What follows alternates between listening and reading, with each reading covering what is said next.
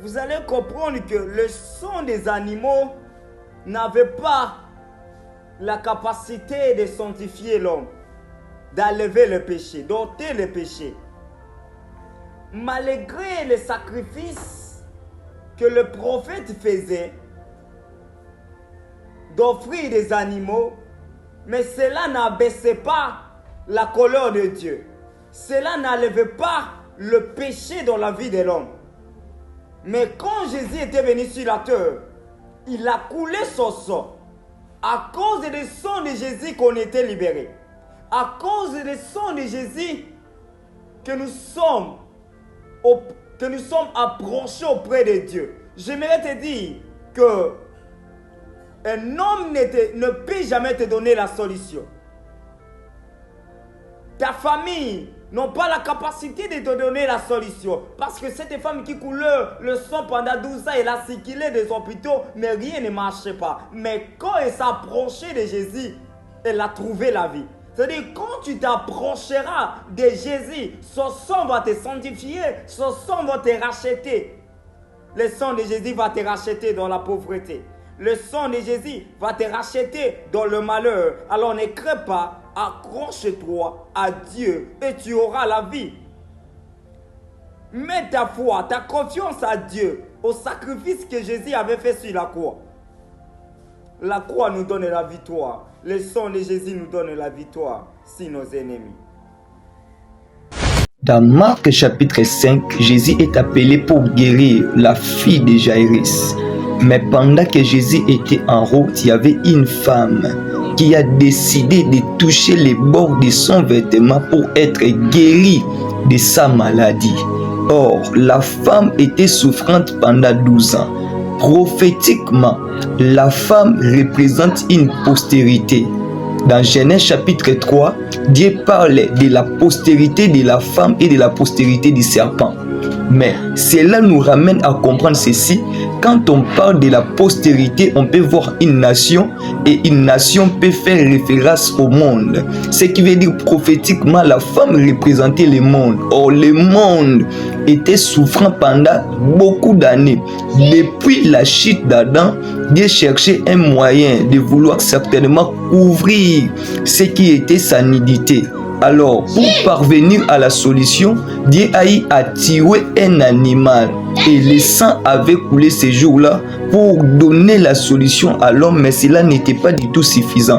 Cela nous ramène à comprendre que les problèmes de cette femme donnaient la référence autour d'un problème que le monde traversait pendant beaucoup d'années. Mais ces problèmes n'étaient pas réglés par les prophètes, car la femme avait consulté beaucoup de médecins, la femme avait aussi dépensé beaucoup de son argent. Or, selon la loi, si l'homme pêche, l'homme doit apporter un bélier, l'homme doit apporter un animal pour faire l'expiation de son péché. Or, malgré la dépense que l'homme faisait, malgré tout ce que l'homme achetait, cela ne suffisait pas pour guérir ce qui était sa maladie. Or, ces jours-là, quand la femme a décidé de toucher les bords du vêtement de Jésus, il y avait une guérison totale autour de ce qui est sa santé. Cela nous ramène à comprendre que Jésus est la seule solution. Son sang a donné la guérison autour de la vie de l'homme qui était souffrant pendant beaucoup d'années. Le sang qui avait coulé, c'est le sang d'un donneur universel. Car Moïse n'avait pas cette capacité parce qu'il n'était pas le donneur universel. Josué n'avait pas cette capacité parce qu'il n'était pas le donneur universel. Alors comme Jésus lui-même, c'est un donneur universel, il a donné son sang pour toutes les tribus de la terre, pour toutes les nations de la terre, pour tout le monde sur la terre. Alors la femme a trouvé la solution par rapport à ces transferts qui s'est fait entre lui et Jésus. De même que nous aujourd'hui nous sommes sauvés à cause de ces transferts qui s'est fait ces jours-là. Que le Seigneur nous bénisse. Pendant ces quelques minutes, j'aimerais parler sur celui qui te donne son sang, te donne sa nature. Vous devez comprendre avec moi que la nature d'une personne, c'est juste ce que la personne est.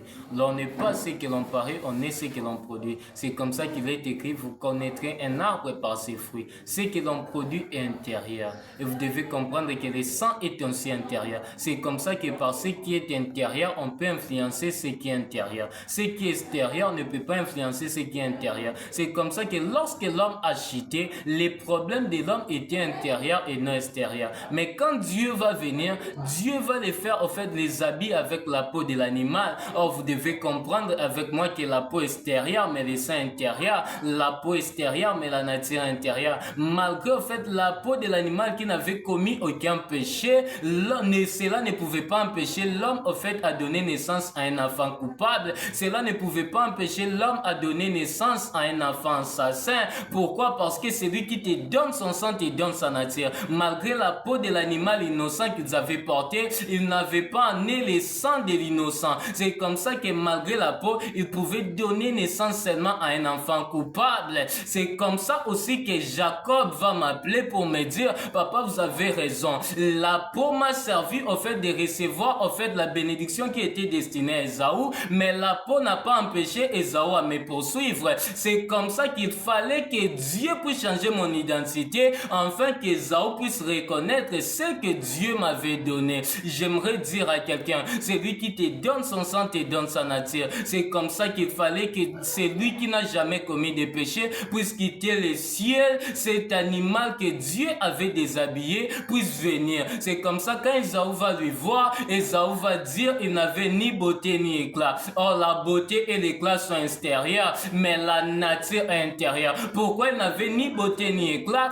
Parce que sa beauté et son éclat, Dieu s'en est servi pour couvrir l'homme, mais il manquait le sang. C'est comme ça qu'il est venu. Et à Golgotha, il nous a donné et son sang. C'est comme ça quand il était avec les disciples, ils disent, ceci est ma chair, ceci est mon sang. Ce qui représente et l'extérieur et l'intérieur, et le sang et la peau. J'ai prié et déclaré pour la vie d'une personne. Toi et moi qui avons crié en Jésus, nous n'avons pas seulement reçu l'apparence, mais nous avons reçu et l'apparence et la nature. J'ai pris au nom de Jésus, parce que tu as reçu la nature de Christ, parce que tu as reçu celui qui n'a commis aucun péché. Dans tes entrailles ne sortira pas des enfants assassins. Dans tes entrailles tu ne produiras pas de personnes maudites, car tu es porteur de la nature de celui qui est béni. À cause de ce sang que tu as accepté de boire, je suis en train de...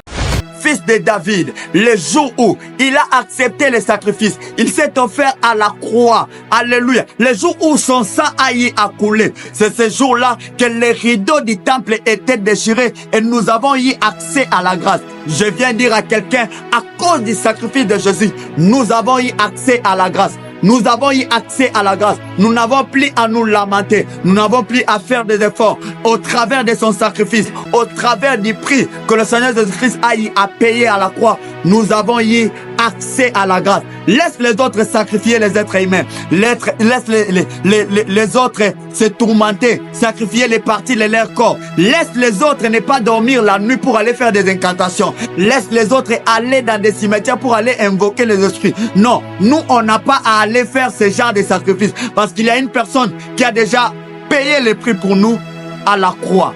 Et cet homme s'appelle Jésus. C'est cet homme dont je suis venu te parler. Mon frère, ma sœur, arrête de te tourmenter. Arrête de te tourmenter. À la croix, il a déclaré, tout est accompli. Il n'a pas seulement accompli ton mariage, il a aussi accompli tes finances, il a accompli ta santé, il a accompli ton élévation, il a accompli ta bénédiction, il a accompli ta victoire face aux sorciers de la famille. À la croix, il a tout accompli. Et cette victoire nous appartient. Dans le livre des Romains, le chapitre 8, le verset 37, la Bible déclare, mais dans toutes ces choses, nous sommes plus que vainqueurs en celui qui nous a aimés. Et celui qui nous a aimés, c'est celui qui a payé le prix. Il s'appelle Jésus. Nous avons remporté la victoire. Alléluia. Des hommes faibles, des hommes échoués, des hommes abattus que nous étions, à cause de son sacrifice. Alléluia. Nous avons reçu le prix d'être appelés plus que vainqueurs. Il m'a donc été demandé de prêcher sur le thème le sang de Jésus que notre père, le prophète Amos a déjà eu à développer. Frères et sœurs, je vais nous inviter à lire 1 Pierre chapitre 1 verset 18 à 19. Je vais paraphraser parce que le temps nous est compté. On lit, sachant que ce n'est pas par les choses péricibles, par de l'argent ou l'or, etc. Le verset 19, mais par le précieux, ce qui nous concerne à souligner. Le précieux sang de Christ comme un agneau sans défaut. Frères et sœurs, le précieux sang de Jésus, dans la Bible précisément, dans le Nouveau Testament, a été employé 14 fois. Mais frères et sœurs, pourquoi je jetais mon dévolu sur le frère Pierre, sur l'apôtre Pierre?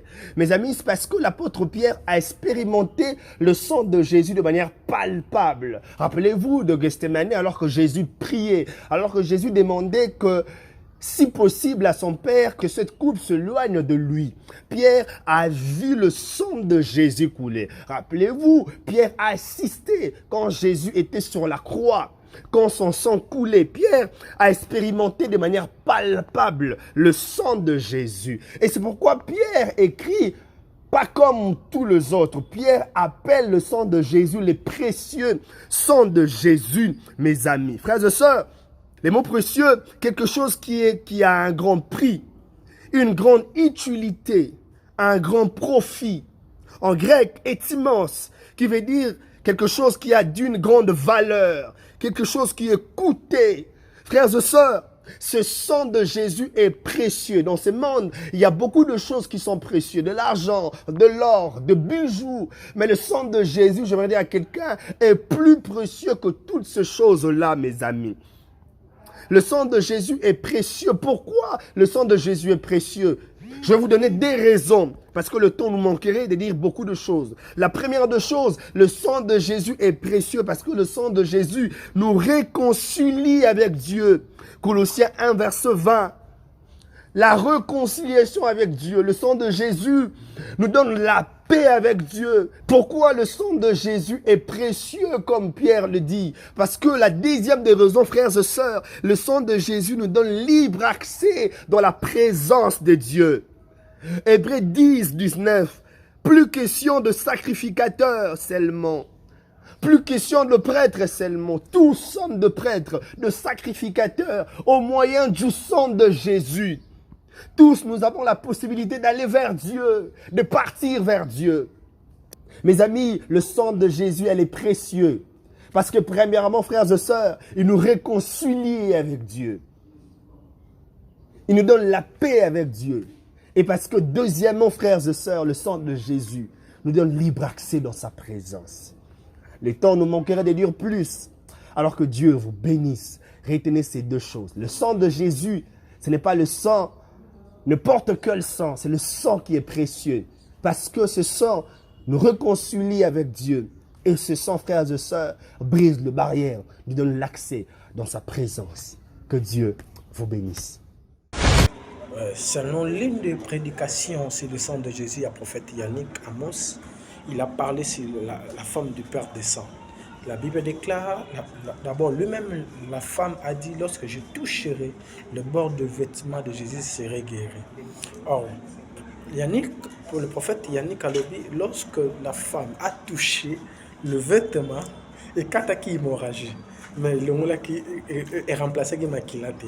Or, le vrai sens de ces versets, si je pars plus loin, le sang de Jésus change même l'identité de la personne. Il a changé l'identité de la femme du Père de sang. Il n'était plus la femme du Père de sang à cause du sang de Jésus.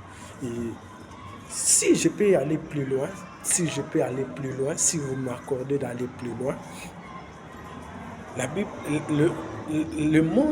le monde, Paul a dit, si la Bible ne vous enseigne pas, la nature peut vous enseigner. Et ce que je peux dire, la nature nous enseigne que lorsqu'on a besoin de reconnaître une personne, c'est par le test d'ADN. C'est par le test d'ADN qu'on reconnaît une personne. Or, dans le test d'ADN, on reconnaît une personne par le sang. Par le sang. Je peux dire que si famille, papa, maman, on reconnaît par le test d'ADN, ça c'est mon fils, ça c'est ma fille, Mais le sang de Jésus est pour identifier biso et purifier biso et changer l'origine, identité na biso. Or chaque nom porte le sang de la personne. Chaque nom porte l'identité de la personne. Chaque nom porte la force de la personne. Mais la Bible me dit ceci, nous n'avons qu'un seul nom, c'est le nom de Jésus. Or, si le nom de Jésus a la capacité de changer l'identité de la personne, le sang de Jésus a la capacité de purifier la personne. Le sang de Jésus a la capacité de changer la vie de la personne. Le sang de Jésus a la capacité de modifier la vie de la personne. Le vrai sens, je peux vous choquer, le vrai sens de la vie de la personne est lié dans le sang de Jésus. Est lié dans le sang de Jésus, est lié à l'œuvre de la croix. Après avoir rendu l'âme, il a dit tout est accompli. Tout est accompli pour que moi je ne suis plus malade.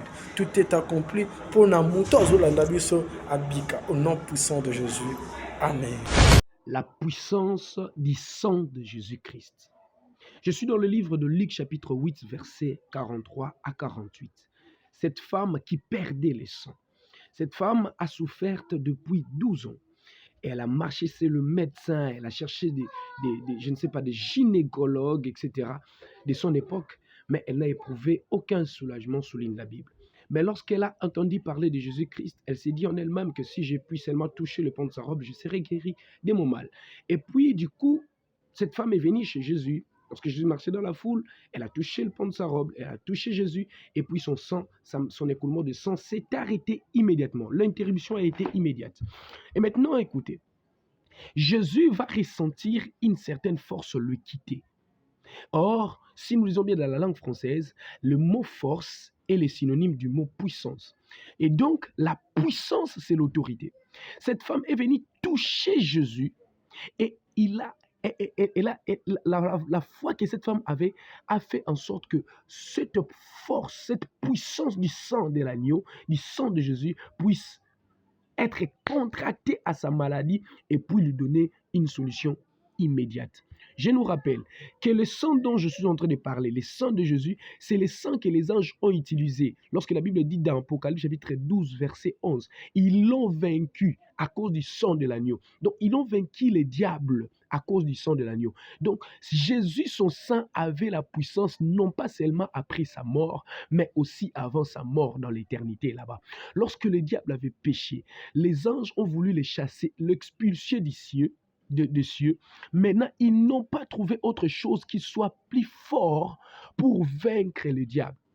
Je dis à quelqu'un que le sang de Jésus est la seule chose qui peut nous aider à vaincre de lois familiales, à expérimenter de nouvelles dimensions. Ainsi, les anges ont utilisé ce sang-là dans l'éternité pour chasser les diables hors du ciel. Parce qu'il avait péché. Et la Bible dit dans Hébreux chapitre 10, verset 4, « Car il est impossible que le sang de taureau et de bouc ôte le péché. » Donc le sang de Jésus n'ôte pas seulement le péché. Chez cette femme, elle a expérimenté une dimension de la guérison. Elle a expérimenté une dimension de soulagement. Lorsqu'elle a touché Jésus, elle est venue avec un problème de sang, elle a touché celui qui avait une solution cachée dans le sang. Et si vous lisez avec moi la Bible, vous allez comprendre que dans Exode, Dieu a opéré des miracles. Il a frappé Égypte avec beaucoup de fléaux, mais Pharaon ne laissa personne sortir. C'est lorsque Dieu avait décidé de répandre les sangs, de dire à Moïse, répandez les sangs des boucs, des agneaux, après quoi vous le répandez dans les linteaux de vos portes. Ce soir-là, l'ange de la mort va passer, mais il ne touchera pas vos prémunés. C'est cette nuit-là que Pharaon va dire, Moïse, sors avec tes enfants, va avec tes peuples. Moi, je ne veux plus de problème. La puissance du sang de Jésus-Christ. Que Dieu nous bénisse. Le sang de Jésus. Le sang de Jésus, c'est le sang de la victoire. Le sang de Jésus, c'est le sang qui nous a donné la vie, la paix. Le sang qui nous a racheté de la mort. Et surtout les rachats. Il ne faut pas oublier qu'on a été racheté par le sang de Jésus. Jésus, en versant le sang sur la croix, il nous a racheté de la mort, il nous a racheté du péché. À travers le sang de Jésus, on est capable de tout réussir. À travers le sang de Jésus, on est capable de tout. Aujourd'hui, dans le parlant, en face d'un adversaire, si tu cries le sang de Jésus, tu seras sauvé. En face de la mort, si tu cries le sang de Jésus, tu seras sauvé. En face des ennemis, si tu cries le sang de Jésus, tu seras sauvé. Donc le sang de Jésus nous a tout donné. Le sang de Jésus nous a tout donné. À travers le sang de Jésus qu'on a reçu la vie. À travers le sang de Jésus qu'on a reçu la paix. À travers le sang de Jésus qu'on a reçu la réussite. À travers le sang de Jésus qu'on a reçu la prospérité. À travers le sang de Jésus qu'on ne peut pas oublier, qu'on a été racheté du péché. Alors aujourd'hui, Dieu a accepté d'amener notre humiliation. Dieu a accepté d'être humilié. Dieu a accepté d'être bâti sur la croix pour que toi et moi nous serons sauvés. Donc le sang de Jésus nous a tout donné. La vie, la paix nous a sauvés. Le pardon du péché. C'est à travers le sang de Jésus qu'on a été pardonné. Aujourd'hui, tu t'es péché et tu demandes pardon. Tu es pardonné directement et facilement. Aujourd'hui, si tu pêches et tu dis à Dieu pardon, il te pardonne sans faire le sacrifice, sans faire quoi? L'essentiel de reconnaître que j'ai mal fait et que tu demandes pardon et Dieu te pardonne. Dieu te pardonne. C'est à travers le sang de Jésus, à travers le sang, à travers tout ce que Jésus a fait. Il a versé il a versé le sang sur la croix pour que nous soyons sauvés. Il a versé le sang sur la croix pour nous donner la vie. Il a versé le sang sur la croix pour nous donner l'espoir. Il a versé le sang sur la croix pour nous donner la paix. Le sang de Jésus nous a tout donné. Le sang de Jésus nous a racheté de la mort. Le sang de Jésus nous a donné la paix. Le sang de Jésus nous a donné la réussite. En face d'un but, si tu vois que les finances ne marchent pas et que tu appelles le sang de Jésus, à travers le sang de Jésus, Dieu va ouvrir les portes. Dieu va ouvrir des portes financières. Oh, si tu vois que la vie est bloquée, et que tu appelles le sang de Jésus, Dieu va ouvrir les portes à travers le sang de Jésus. C'est facile d'avoir la vie, la paix, la réussite, la prospérité, tout à travers le sang de Jésus. Donc le sang de Jésus nous a tout donné. Oh, Jésus en versant le sang sur la croix, il nous a tout donné. Il nous a rassuré de la vie, de la paix et de la réussite. La réussite par le sang de l'agneau. Il nous a donné la vie, la paix par le sang de l'agneau.